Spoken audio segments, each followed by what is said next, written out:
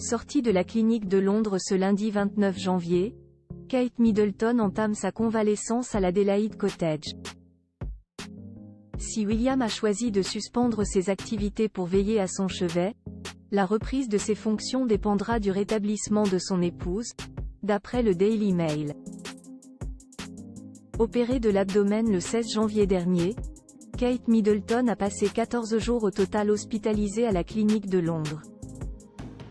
Un communiqué publié ce lundi 29 janvier a annoncé que la princesse de Galles est rentrée chez elle pour poursuivre sa convalescence après son opération chirurgicale.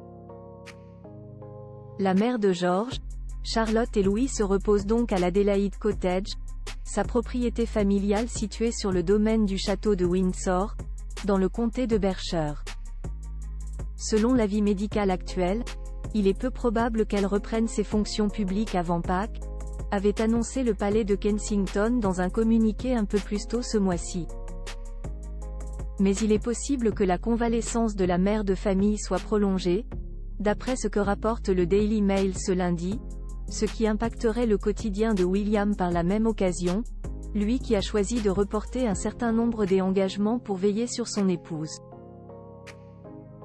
Comme l'a en effet rapporté Rebecca English, experte en royauté, le 17 janvier, le prince William a assuré qu'il sera toujours aux côtés de sa femme et de ses enfants et n'exercera aucune fonction officielle pendant que Kate sera à l'hôpital et pendant la période qui suivra immédiatement son retour au domicile.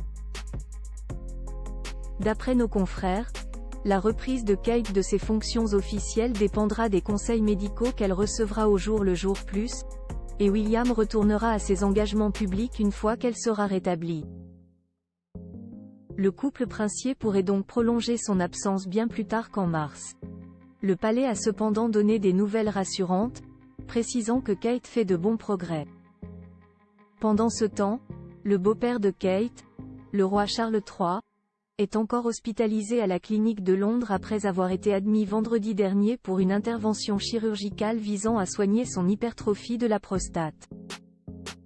Plus grand que photo Kate et William, geste tendre, main sur les fesses. Ces 30 fois où ils ont flirté en public la famille, la priorité absolue de William. Le choix de William de rester en permanence aux côtés de sa femme le temps de son rétablissement répond à sa devise la famille d'abord, le travail ensuite.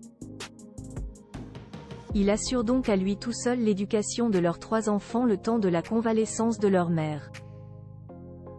Une décision en rupture avec les habitudes des Windsor. De son vivant, Élisabeth II a toujours fait passer la couronne avant sa famille, s'absentant souvent pendant des mois et laissant le prince Charles et la princesse Anne aux bons soins de leur nourrice. Quand Charles est lui-même devenu père, il a fait perdurer cette distance aristocratique avec ses enfants, contrairement à son épouse, Lady Diana, qui a toujours cherché à casser les codes en entretenant une proximité avec William et Harry.